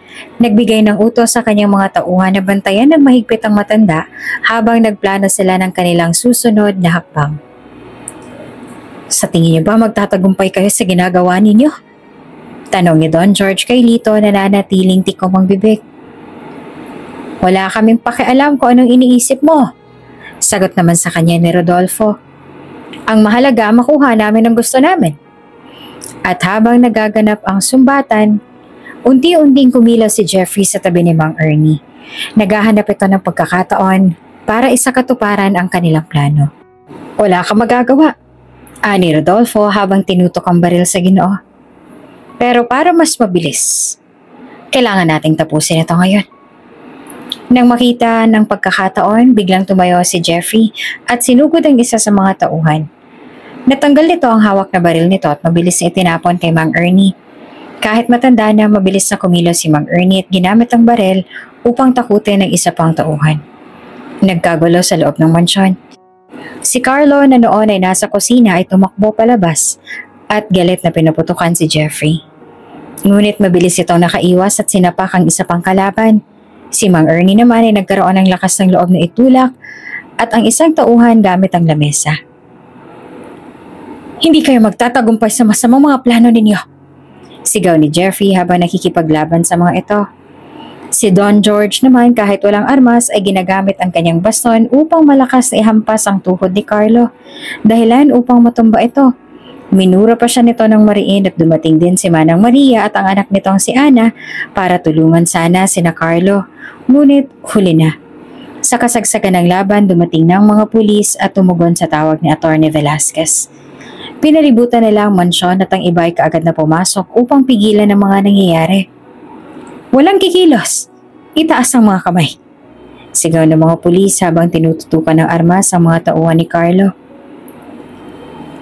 Ano nang gagawin natin pa? Ang dami na ng mga pulis!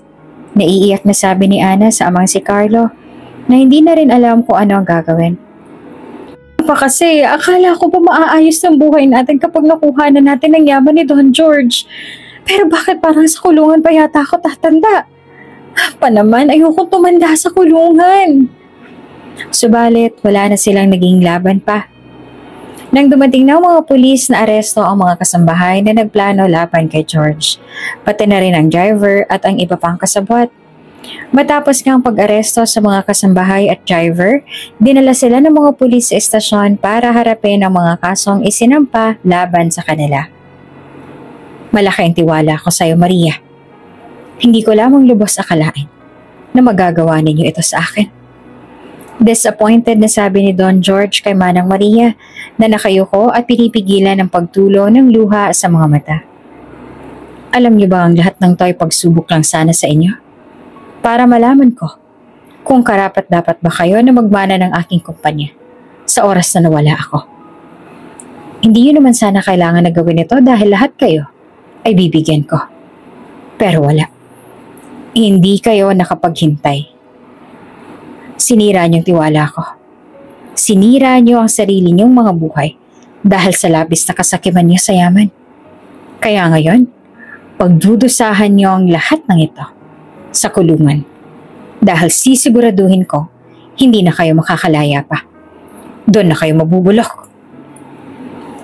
Dahil sa lahat ng nangyari na pagtanto ni Don George na hindi siya maaari magtiwala basta-basta sa mga tao na nagpapakita ng kabutihan dahil maaari na ang lahat na yon ay pakitang tao lamang. Sa kabila ng mga taon ng pagtulong at pagmamalasakit na ipinakita ng kanyang mga tauhan, isang maliit na hakbang lamang ang sapat upang matuklasan ang kanilang tunay na hangarin. Subalit sa lahat ng tao na pinagkakatiwalaan ni Don George, nakakatawa at nakakagulat na ang dalawang hindi niya lubos na kilala ang siya pang nagpakita ng tunay na katapatan at malasakit sa kanya. Si Mang Ernie, ang matandang berbero, at si Jeffrey, na hindi naman nagtatrabaho sa kanya.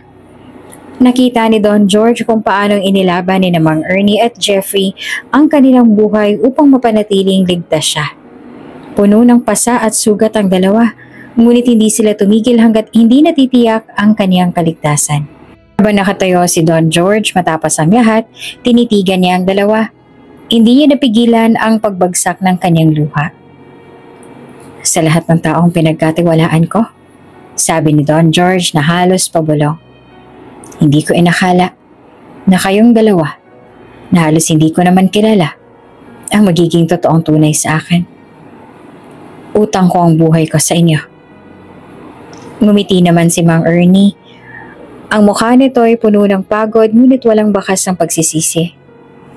Don, matagal mo nang ipinakita ang kabutihan mo sa amin. Sobrang bait niyo ho sa akin. Hindi namin magawang hayaan kang mapahamak. Boss ho kayo namin at higit sa lahat, isa kang kaibigan. Hindi ko alam kung sa paanong paraan ko masusuklian ang kabutihan ninyo sa akin. Nagsalita rin si Jeffrey na bakas din ang pagod sa mukha ngunit may ngiti pa rin. Hindi naman po namin kailangan ng kapalit, Don. Ginawa namin to dahil iyon ang tingin namin tama. Hindi na mahalaga kung gaano mo kaming kakilala. Ang mahalaga nasa tama tayo. At ikaw ang nangangailangan ng tulong. Tama ho si Jeffrey, Don. Wika ni Mang Ernie. Saka wala akong halagang trabaho kung hindi namin magagawang protektahan ng tao na nagbigay sa amin ng kabuhayan. Hindi mo kailangang magbayad doon. Masaya na kami, naligtas ka. Sa kabila ng kanilang mga sinabi, alam ni Don George na hindi sapat ang pasasalamat. Sa kanyang isipan, tila nagliwanag ang plano na matagal niya nang iniisip. Lumipas sa mga araw at naging maayos na ang lahat. Dahil sa mga recording camera na nakakabit sa mansyon, mas lalo pang napadali ang pagsampa ng kaso sa dati niyang pinagkakatiwalaan ng mga tauhan dahil sa ebidensya ng mga naroon. Sinubukan pa nilang humingi ng tawad sa kanya ngunit para kay Don George, sapat na ang ibinigay niya sa kanilang panahon para maging tapat sa kanya. Hindi na ulit siya magtitiwala sa kanila. Sa isang tahimik na hapon, dumating si Rain Santos, ang nag-iisang anak ni Mang Ernie at asawa nitong si Jody, sa kanilang probinsya. Galing siya sa trabaho niya sa Germany bilang guro doon. Mahigit 2 taon din siya doon at ngayon lang siya magbabakasyon sa kanila. Sa nakalipas sa 2 taon, ang ginawa niya lang sa Germany magtrabaho para mabayaran ang utang ng kanilang pamilya. Ngayon, sa wakas ay nakauwi na siya para muling makasama ang magulang. Sobrang namiss niya ang lugar na to, lalong-lalo na ang magulang niya. Matagal nang hinintay ni Rain ang pagkakataong makapagbakasyon siya dito at makasamang muli ang kanyang pamilya. Tapos ang mahigit 2 taon ng pagtatrabaho sa ibang bansa, sa wakas ay nakatapak na siyang muli sa lupang kinalakihan. Sa simpleng bahay nila sa probinsya, sinalubong siya ng masigabong ngiti at yakap ng kanyang ama, si Mang Ernie at ang ina. Anak, andito ka na. Sa wakas, matagal ka rin namin hindi nakasama. Napaluha pa si Mang Ernie habang mahigpit na niyakap ang anak na matagal nang hindi nakita. Ang mga kamay nito ay magaspang at batak sa trabaho. Bilang barbero, ay nagbigay kay Rain Santos ang pakiramdam ng init at pagmamahal. Sumunod naman ang kanyang ina na nagmamadaling lumabas mula sa bahay. "Rain, anak! Napakapayat mo, kumakain ka ba ng maayos doon sa Germany?" Halatang pag-aalala sa mukha nito, ngunit hindi maikukubli ang kasiyahan sa mga mata. Agad nitong hinalikan at niyakap si Rain na parang hindi na muling bibitaw. Sa sandaling iyon, lahat ng pagod ni Rain sa pagtatrabaho sa ibang bansa ay tila bula nang naglaho. Ang halik at yakap ng kanyang mga magulang ay sapat na upang mapawi ang lungkot na dala ng mga gabing mag-isa siya sa ibang bansa. "Miss na miss ko na kayo, Mama, Papa," wika niya habang pinupunasan ng mga luha. "Ang tagal kong hinintay ang araw na ito." "Miss na miss ka rin namin, anak," sagot naman ng kanyang ina. "Ang tahimik ng bahay nang wala ka, pero alam nating lahat ng hirap mo ay para naman sa ating pamilya. Nagluto kami ng mama mo ng paborito mong ulam at pagkain. Halika, pumasok na tayo sa loob ng bahay." Naglakad silang tatlo pabalik ng bahay. Sa kabila ng pagiging simple nito, ramdam ang init ng pagmamahal at kasiyahan. Sa bahay na ito rin kasi siya nagkamuwang at lumaki, kaya punong-puno ang bahay na ito ng mga masayang alaala. Sa hapagkainan, naghanda ang kanyang ina ng paborito niyang mga pagkain na hindi niya nakain noong nasa Germany siya. Adobong manok, sinigang at ginataang bilo-bilo. Habang kumakain, ibinuksan ni Rain ang usapan tungkol sa kanyang mga plano para sa kanila. "Gusto ko pong makapag-ipon pa ng mas malaki para mabigyan kayo ng mas maginhawang buhay, Mama, Papa. Lalo na ikaw pa. Dapat hindi ka po nagtatrabaho sa barbershop, magpahinga ka na lang." Ngumiti pa si Mang Ernie. "Ang mahalaga, andito ka. Hindi namin kailangan ng mas maayos pa na buhay.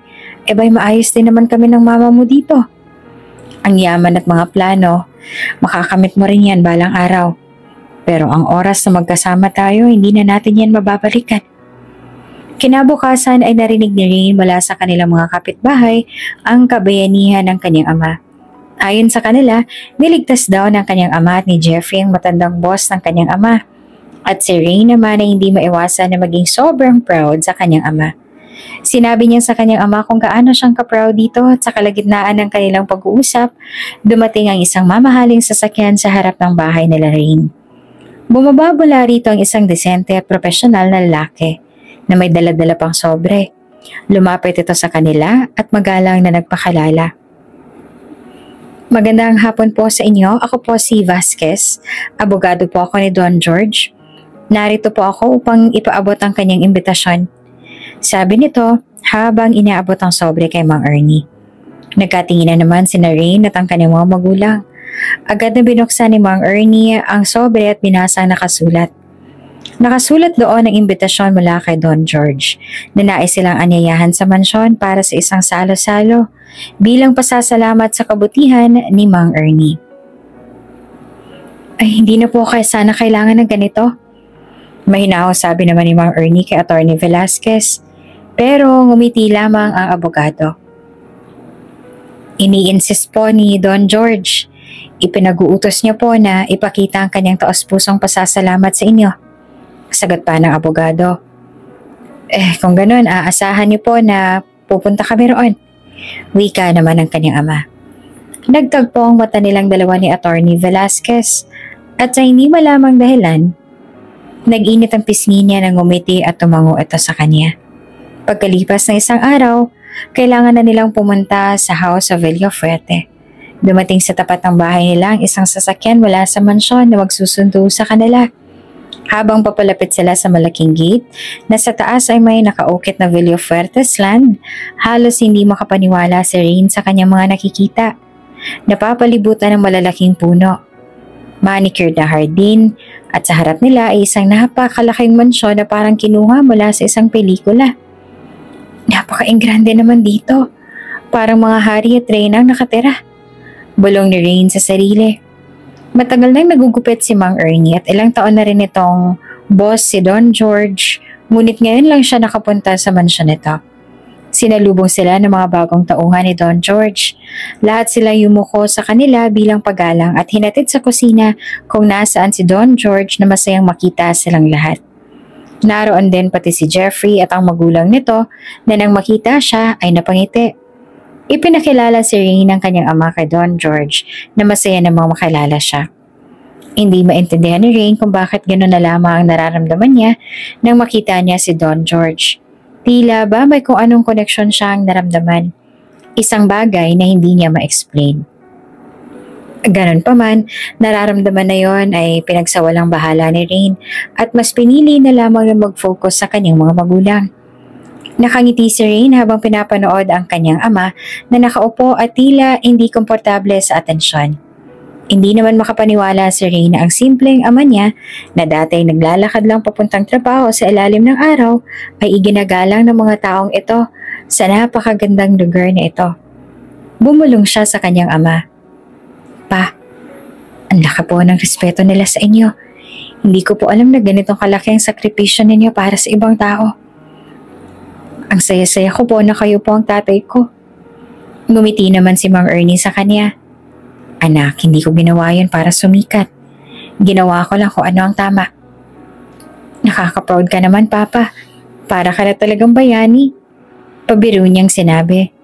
Sus, ikaw talaga. Totoo naman po yun, diba, Mama? Habang nagpatuloy ang salo-salo sa mansyon, hindi naman mapigilan ni Rain ang mamangha sa bawat sulok ng tahanan ni Don George. Ang malaking chandelier, makinis na marmol na sahig at mga antigong dekorasyon ay nagpapatunay ng yaman ng pamilya nito. Sa gitna ng kainan, muling tumayo si Don George. Mang Ernie, Jeffrey, gusto ko lang magpasalamat sa inyong kabutihan sa akin. Nagsimula si Don George. Ang mga mata nito ay puno ng sinseridad at may munting ngiti rin sa labi nito. Kung hindi dahil sa inyo, baka hindi ko na naabutan ng gabing to. Ang ginawa niyo sa akin ay hindi lamang isang kabutihan. Ito ay isang bagay na hindi ko kailanman makakalimutan habang ako'y nabubuhay. Napayuko naman si Mang Ernie, bagyang naiilang sa mga papuri, ngunit may ngiti sa kanyang mga labi. Don George, wala po yun. Ginawa lang namin kung ano ang nararapat. Sa totoo lang ho, kahit sino nasa sitwasyon namin, gagawin din yun. Ngumiti si Don George ngunit umiling. Hindi, Mang Ernie. Hindi lahat ay gagawin ang ginawa niyo. Sa kabila ng takot, pinakita niyo ang inyong katapatan at lakas ng loob. Sa panahon ngayon, bihira na lang mga katulad ninyo. Kaya naman nais kong ipahayag sa harap ng lahat kung gaano kayong kahalaga sa akin. Jeffrey, patuloy pa ni Don George, ang kanyang tingin ay napunta sa binata. Ang iyong tapang at katalinuhan ay nagligtas sa akin. Maraming salamat sa tulong mo. Napangiti rin si Jeffrey. Maraming salamat rin po, Don. Ang lahat po ng iyon ay ginawa namin ni Mang Ernie dahil alam po namin na karapat-dapat kayong iligtas. Nagpatuloy ang usapan sa mga plano ni Don George para sa hinaharap. Nagpaabot ito ng intensyon na bigyan ng gantimpala sina Mang Ernie at Jeffrey. Nagbigay din si Don George ng isang maliit na kahon kay Mang Ernie at Jeffrey. At nang buksan ito, nakita nila ang isang gintong relo. Nag-atubili pa ang kanyang ama na tanggapin niyon dahil alam nila na mahal ang relo na yon. Ngunit pinilit ito ni Don George na tanggapin. Nagpalakpakan ang lahat, pati ang mga bagong empleyado ni Don George na nagbigay galang din sa kanyang ama at kay Jeffrey. Napatingin siya sa kanyang ama na bagamat nahihiya sa atensyon ay bakas ang ngiti ng pasasalamat. Rain, biglang sabi ni Don George kaya napatingin siya dito. Alam mo bang ang iyong amang nagturo sa akin ng tunay na kahulugan ng pagiging mapagkumbaba at matapang? Kung wala siya, hindi ko mararating ang puntong to. Ang pamilya mo ay may kayamanang higit pa sa anumang mansyon o negosyo. Maraming salamat po sa pagpapahalaga niyo kay Papa. Para po sa akin, matagal na siyang bayani. Hindi lamang sa inyo kundi sa amin din. At dahil po dito, mas lalo kong ipinagmamalaki na ako ay anak niya. Pagkatapos ng salo-salo, inikot ni Don George ang pamilya ni Rain sa buong mansyon. Pinakita niya ang malalaking kwarto, hardin at maging ang kanyang personal na opisina, kung saan naman naroon ang isang larawan ni Mang Ernie na kinunan noong araw ng insidente. Bago sila umuwi, binigyan pa sila ni Don George ng isang sobre. Ngunit tumanggi na si Mang Ernie. Don George, hindi ko po ginawa iyon para sa gantimpala. Ang tanging hiling ko lamang ay magpatuloy kayong maging mabuting tao. Tulad ng natutunan niyo mula sa karanasan natin. Habang pauwi sila sakay ng magarang sasakyan na sumundo rin sa kanila kanina, hindi maalis ang ngiti ni Rain. Pa, grabe. Hindi ko akalain na ganito kalaki ang respeto nila sa'yo. Ngumiti si Mang Ernie habang hinawakan ang kamay ng anak. Anak, ginawa ko lang yan dahil alam ko na yun ang tama. Ngunit tandaan mo, hindi ang yaman o tagumpay ang sukatan ng tunay na halaga ng tao. Ang mahalaga ay kung paano mong iniwan ang mundo ng mas mabuti kesa noong dumating ka. Sa sandali yon, natutunan ni Rain ang isa pang mahalagang leksyon mula sa kanyang ama. Ang kabutihan ng puso ay mas matimbang kesa anumang material na bagay. Sa kanyang isip, alam niyang walang ibang tao ang maituturing na higit na kayamanan kundi ang kanyang ama, si Mang Ernie. Makalipas ang ilang linggo mula nang una nilang bisitahin ang mansyon ni Don George, muling inimbitahan ng pamilya ni Mang Ernie sa mansyon. Sa pagkakataong ito, hindi para sa isang salo-salo kundi para sa isang mas tahimik na usapan. Sa loob ng opisina ni Don George, ang silid ay tahimik, maliban sa mahinang tunog ng orasan na nakasabit sa pader. Nakaupo si Don George sa kanyang malaking lamesa, hawak ang isang kumpol ng mga dokumento. Sa kanilang tabi ay may nakalatag na 2 sobre na may pangalan ni Mang Ernie at Jeffrey, pero hindi nila iyon matatanggap.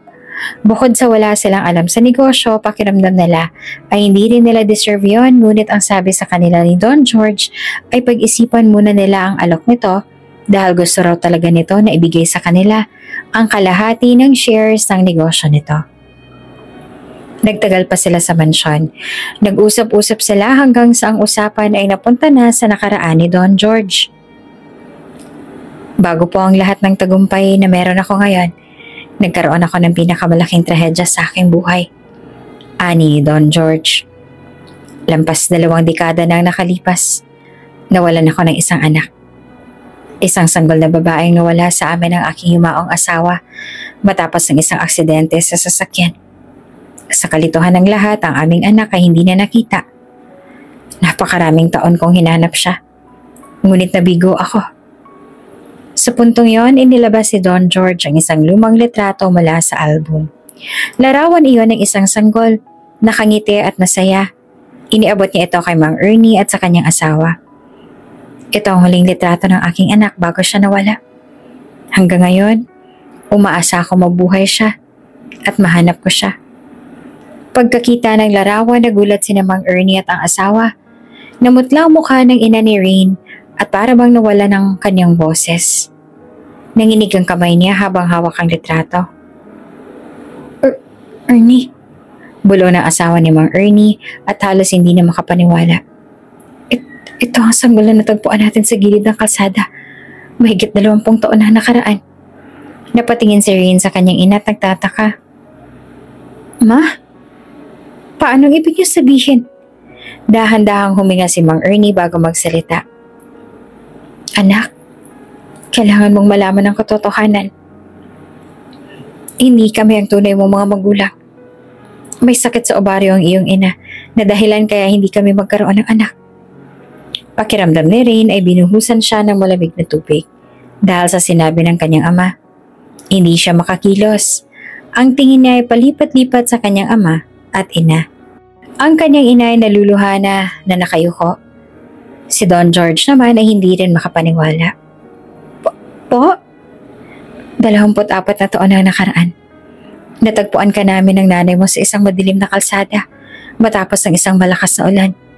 Kaway sanggol lamang na iniwan sa tabing daan habang nakabalot ng tela na sa tingin noon namin ay mamahalin. Wala kaming alam tungkol sa pinagmulan mo. Pero inalagaan ka namin at minahal na parang tunay naming anak. At dahil sa kagustuhan namin na magkaroon ng anak, kinupkup ka namin. Nanlaki ang mga mata ni Rain. Tumingin siya kay Don George, saka sa litrato at hawak pa rin ng kanyang ina ang larawan. At malinaw na malinaw sa kanila ang pagkakahawig ng larawan sa mukha ni Rain noong siya ay bata pa. Hindi ibig sabihin, nanginginig na tanong ni Rain.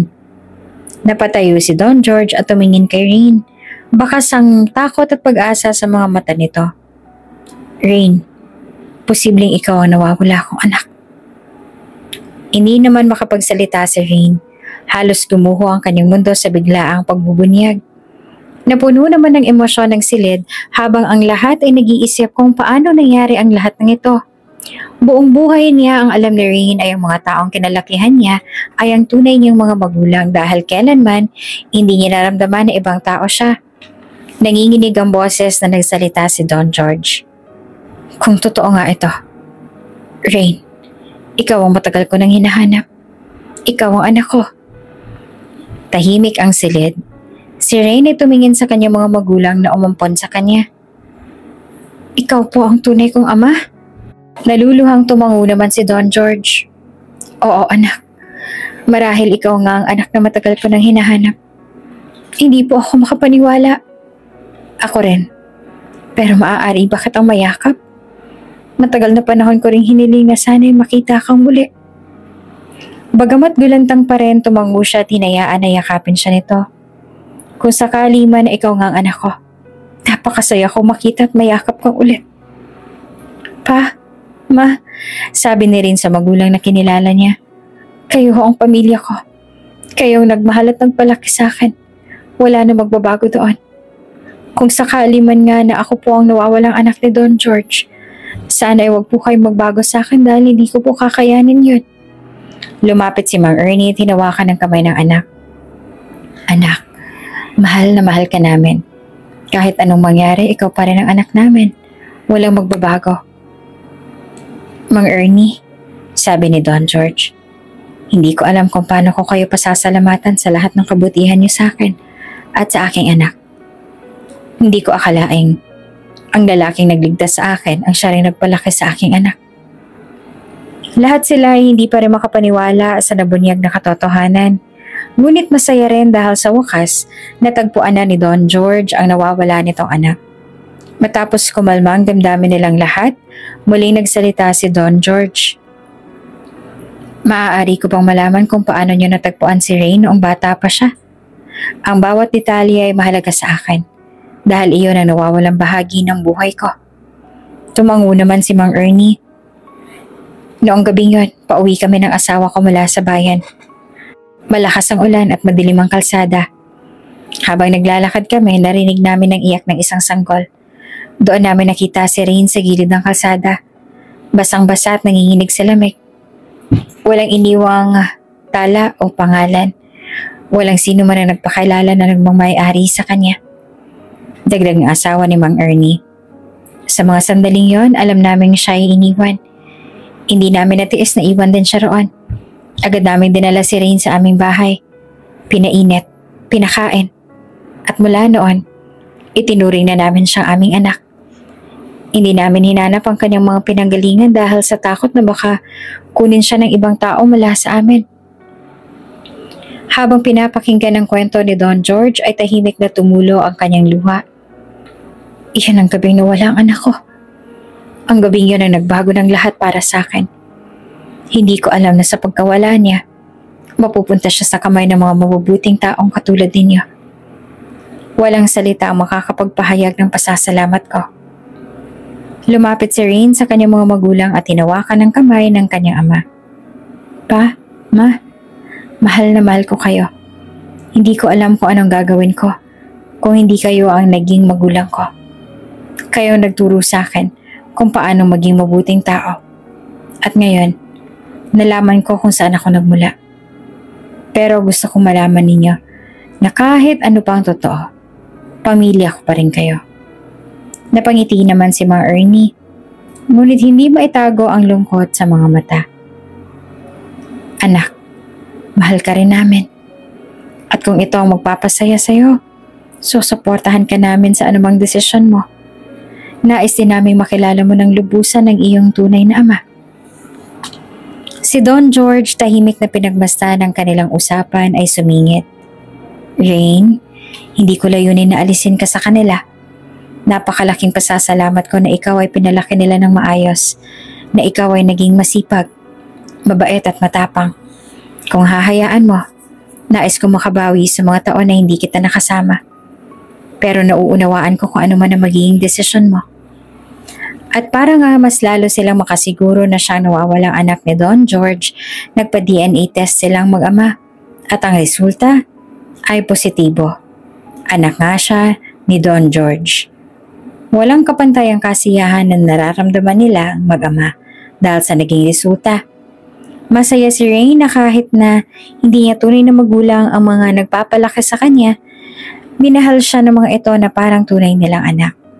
Masaya rin siya dahil nakilala niya ang kanyang tunay na ama na matagal na siyang hinahanap. Hinayaan niya rin na bumawi ang kanyang tunay na ama sa mga taong hindi siya nito nakasama. At upang mas maunawaan ni Rain ang kanyang pinagmulan, inalok siya ni Don George na ilibot sa buong mansyon. Kasama ang kanyang mga magulang, pumasok sila sa isang kwarto na puno ng mga lumang larawan at alaala. Nakita nila ang mga litrato ng pamilya ni Don George noong bata pa siya, kasama ang kanyang asawa at ang nawawala nilang anak. "Tingnan mo ito," sabi ni Don George habang hawak ang isang lumang larawan. "Ito ang paboritong laruan mo bago siya nawala. Hanggang ngayon, iniingatan ko ito bilang alaala." Si Rain ay tahimik na nagmasid. Sa kanyang puso, ramdam niya ang koneksyon sa lugar na ito. "Ma, Pa, Don George, sa ngayon gusto ko manatili kung nasaan ako kasama ang mga magulang na nagpalaki sa akin. Pero nais ko rin ho kayo makilala, Don George. Nais kong maging bahagi ng inyong buhay. Ngunit hindi ko ho iiwan ang aking pamilya." Nagkatingin na naman si Mang Ernie at Don George at sabay na tumango. "Anak, ikaw ang magdedesisyon para sa sarili mo. At kung ano man ang gustuhin mo, narito lang kami para sa'yo," sabi naman ni Mang Ernie. Si Don George naman ay nagbigay ng isang mahinahon ngunit makabuluhang sagot. "Rain, ang mahalaga sa akin ay ang malaman mong nandito ako para sa'yo. Hindi kita pipilitin sa kahit ano. Ngunit bukas ang pinto ng tahanang to para sa iyo sa anumang oras." Mula noon, naging bukas na ang relasyon ni Rain kay Don George habang nananatili naman siyang tapat sa kanyang pamilya. Patuloy niya pinapangarap ang tagumpay hindi lamang para sa kanyang mga magulang na nagpalaki sa kanya kundi pati na rin sa bagong yugtong natuklasan niya tungkol sa kanyang buhay. Sa kabila ng lahat, isa lang ang sigurado. Hindi ang dugo o yaman ang nagtatakda ng tunay na pamilya, kundi ang pagmamahal, sakripisyo at koneksyon na binuo ng tadhana. At siguro nga'y ang isang tao na malapit din sa kanyang tunay, na ang siya ring tao na nakatadhana para sa kanya. Dahil namalaya niya na lamang ang sarili niya na umiibig na rin siya sa mabait na abogado na si Vasquez Velasquez. Habang si Jeffrey naman ay patuloy na rin na nagiging matagumpay sa buhay dahil sa pagsisikap nito at dahil na rin sa kabutihan nito.